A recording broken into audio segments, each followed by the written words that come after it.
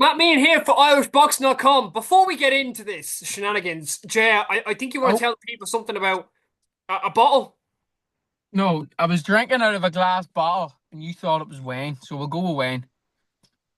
Okay, right. Anyways, welcome, Jay. It's good to We'll have you go with as Wayne. always. Good to see you, Matt. Good to talk to you. Thanks, man. Listen, man's got big news. You recently signed with Conlon Boxing Management. Yep. Obviously, with Michael Conlon. You're now over in Sheffield. Hopefully, some fight news soon. It's Yeah. been a very active few months for Ger Hughes. Yeah, mate. I was in camp obviously for the Rudy fight. Fought Rudy in March, and then from there, yeah, I've been quite busy. Yeah. So yeah, mate, it was good to get finally something in place regarding my management. There was nothing obviously happened between me and Potty, but personally or anything. But I just needed a bit more guidance and a plan in place. So, to be honest, I'd say the last maybe 3 months, Mick's been sort of giving me advice and stuff. And then I may have thought it was just the right move to make. So me and Mick have developed a great relationship over the last few months. So yeah, mate, it was a really easy decision. You said in another interview, and it was kind of it was a nice line that you said it was kind of a big brother figure in Mick, and that Yeah. it's nice to have that now. Yeah, I mean, I'm the oldest out of all my brothers, so I've never had somebody that I can sort of like look up to and when I need advice talk to. Do you know what I mean? Now I've never had that. So it was good. It's good now to have somebody like him. He sort of took me under his wing the past few months, mate, and yeah, it's good to have somebody that when you need a bit of advice, you can go and talk to, and you'll get good advice. Because Mick has all the experience in the world, and. Mm. And yeah, mate, it's just good. It's good to have that, and we have a great relationship. So I just can't wait to get started under a management and see where we can go with it. Um, Obviously last time out, unfortunately, a loss. Yeah, What did you take away from that fight? took away from the fight. Do you know there was a lot getting into the fight. That people were making mad predictions, mate, that they was going to get stopped and it wasn't going to go the distance and stuff like that. And I think there's been a lot of people come up to me since and said it was a very close fight. And I think obviously because people obviously there was the controversy with the first one, and then you had the second one, and it was such a good fight. You know what I mean? And some people had it close. So I think even just that alone's maybe changed people's minds on me as a person and me as a fighter. So I've took that, mate. Another thing I've took is I need to be active. That's one thing that I felt in there. You could definitely tell that he was coming off two championship fights. Do you know what I mean? And I was coming in off a 4 rounder against the journeyman 13 months before. So Mm. yeah, mate. But again, I showed my battle. I came in after everything came off. The inactivity and then obviously the medical scare. Went straight into a big fight, an 8 rounder. And again, do you know, I maybe shouldn't have took it. If I was looking out for myself, I probably should have just built on the side and maybe looked something big towards the summer. But I took it, mate. I've yet to turn down an opportunity, and yeah, that's what I took from it. Activity now and for the rest of my career is key. My first year as a pro, I had 5 fights and I felt great. So hopefully now we can get a bit of activity going, and we can get the ball rolling. Did you feel rusty at all, Jay, after coming into that fight on March 1st? Was there like, it's you think like you may have needed a fight before if you get me, just get back into the run of things. Well, mate, before the fight, I had sort of mutually agreed to get a fight before it. Yeah. We were looking towards getting out in January, and then it just never came. It just never happened. So, not that I felt rusty, mate. I felt fit. Just there was things that I was seeing, like there was shots that I could have been throwing, and I just couldn't throw them. I don't know. It was weird, mate. First time experiencing it, and but I had a great camp.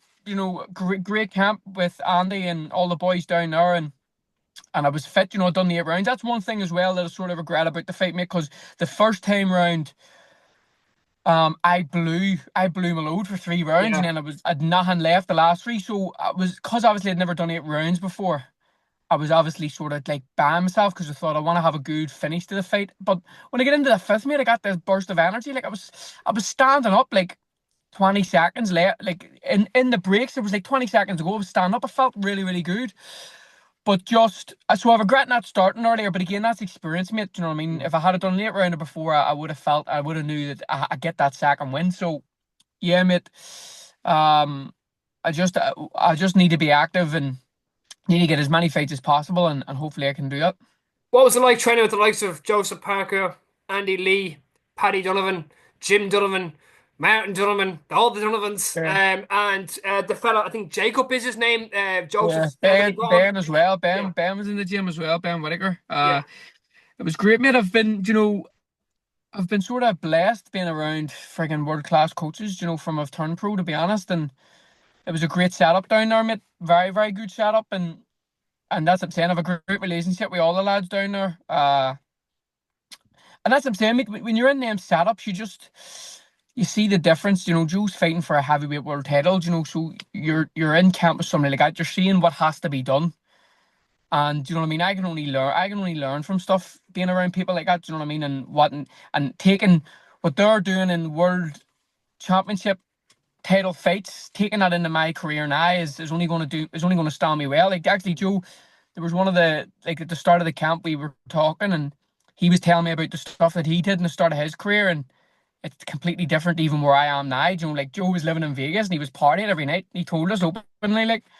Whereas that was the start of his career, and even now, as I was saying, I don't drink and don't smoke, and he was surprised. So it's good, mate. Listen, boxing's about experience, and I'm just grateful to have gained a lot of experience. And as I'm saying, a big thank you to all the boys down there, and yeah, mate, just can't wait to get back at it. What do we see next from Short Fuse, Ger Hughes? Like, what do you want next? Like deep down inside, what do you honestly want next? Well, me and Mick have the next 2 to 3 fights planned. Obviously they all just need to be announced, but we're looking at June, August, and September. So, and then again, I'm looking to fight 4 times for the end of the year's out, mate. So I would from June kick on, get a good start out in August, out in September, and then hopefully maybe get something November, December time Mm. towards the back end of the year, and maybe even push for a title back end of the year. Do you know what I mean? Mm. So once I get a good run of fights, um, and matchmaking's important as well, mate. With these next 3 fights, I don't want knockoff journeymen. I want people that are going to give me valuable rounds for when I do make that step up again. So yeah, mate. I know I'm on these shows, so just waiting for the announcement and expect an active next few months for Mm. myself. But it just sounds great to me that you had that period of inactivity and then obviously the health scare, and which I hope you're all good as well now. I Yeah. hope all is well. But I say it's nice to finally hear of that inactivity for yourself. Like I'm back at it. There's fight planned and everything's going the way it should be now. Yeah, mate, that's one. Like, do you know what the thing that frustrated me about being inactive was? I train every day. Mm. Like You I don't like stop training. I know. I Yeah. don't stop training, mate. So it was like I was doing all this training for nothing, and it was getting to a stage. Now again, obviously, you sort of can't really do anything about the obviously the medical Yeah. sort of situation. But I still like even after the Rudy fight, mate, my last one, like I fought Rudy on the Saturday night, and on the Monday morning I went for an 8 mile run. Like I never stopped training. So just to not be able to have any fights and not know, even like at that stage when the whole medical thing happened, didn't know I was going to box again. You're up in the arms, you don't know what's going on. Um, so it was sort of frustrating that even when I was able to box, that I was doing all this training, mate, and nothing was coming of it. Mm. Whereas this time I know I've got these things lined out, so I can just stay in camp. Do you know what I mean? Yeah. Um, and as I'm saying, I'm always in sort of camp. Obviously, you ramp it up, but I'm always training. I'm always fit, and that's what I'm saying, mate. I want to get these. Obviously, I think the June one should be announced soon. I would say. Mm. Um, and then yeah, mate, we'll kick on and we'll get a good start and a good 2025 for myself. March 1st, you were in the SSC Arena. March the week after, you were in America, New Mm. York, the Callum Watch Fight Week. You link up with a few well-known lads around the Irish social media scene, let's say that. And then just tell me about that experience. What was that like? It was good, mate. So after my fight, I actually went to Mick and Tyrone's fight in Yeah, Brighton. yeah. That was that was actually on the Tuesday March after the 7th. fight. Yeah. Yeah. Yeah. So I went there. When I was there, Mick was talking about going to New York. He says, we'll go to New York. So I was like, frigate. Went to New York.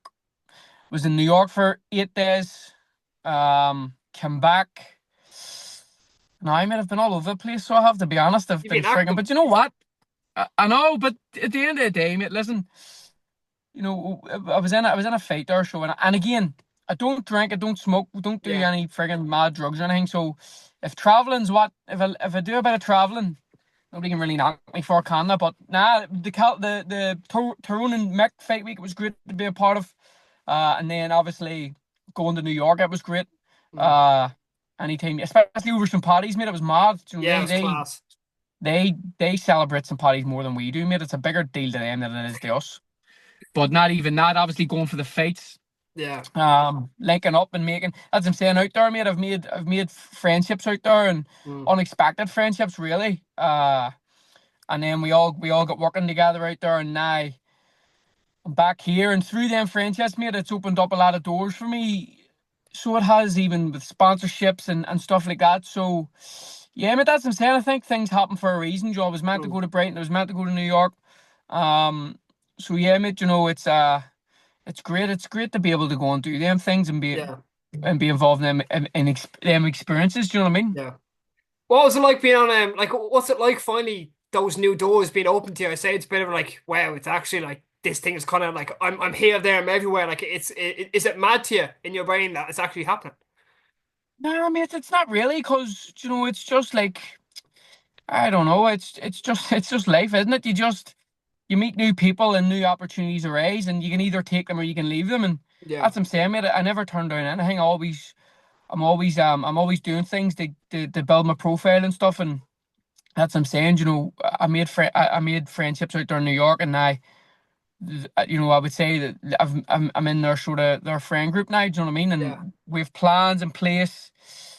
They're looking to get into the social media influencer boxing, and it looks like it's been given the green Yeah. light. So I'm going to be training them and stuff, so it's good. And then even just it's mad, mate. It opens your eyes being around the likes of Nasty and Dara. They're very, very, one thing that even me and Mick said right away off the bat, they're very switched on, they're very smart, and they Yeah, know they how to are. use social Mm. they know how to use social media to their advantage. And listen, mate, that's that. If you in boxing, you have to build your profile. So Mm. being around them's a good thing, and then they're sort of benefiting off us with the boxing side of things. So yeah, mate, it's good. And that's what I'm saying. We were in Cork there. We were in Cork the last two weekends, and Mm. now they're good crack to be around, like, and we all get on. So now it's Well, good. especially well, kind of down with the John Pork protest, but we're kind of we'll put that to the side Uh, anyways. I know, mate. It's mental. It's friggin'. Do you know what? Like, they. It's sort of strange because, see, being with them, mate, they've built like this cult following just through Yeah. social media. Like, People following them around and stuff like that. mate, it's crazy. And not even that, like, just see how they use social media to make money, mate. Yeah. Like, I have had my eyes, I've had my eyes open the past like month. I'd say I'm like, what the hell? Like, there's so many opportunities out there and stuff that like boxers are probably already doing on social media. They just don't know how to monetize. So taking wee bits and pieces like that from them, you can only benefit yourself from it. Do you know what I mean? On one last question, Joe, three singular words that we can expect from you the next time we see you in the ring.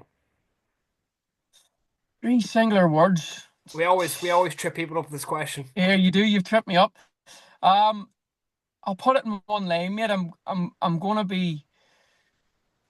I'm gonna. You know what? My mindset's changed. You know what? See, from that last the fight, my mindset's changed, as in, in boxing, mate, it's about levels. There's a lot of these people fighting these journeymen, and they're not there to win. Do you know what I mean? And then Mm. you're obviously taking these 50-50 fights, and that I've took two 50-50s off the bounce. You're involved in real fights. So this time, mate, I'm just going to go in, and even through that last matchroom fight week compared to the first one, I'm just enjoying it all now, mate. You have to. There's no point doing this if you're not going to enjoy it, because it's a hard game. So I'll go in and enjoy it, and as always, I'll be looking to win in a great fighting. Ger Hughes, on that note, really appreciate it. Thanks so much. Good man, Matt.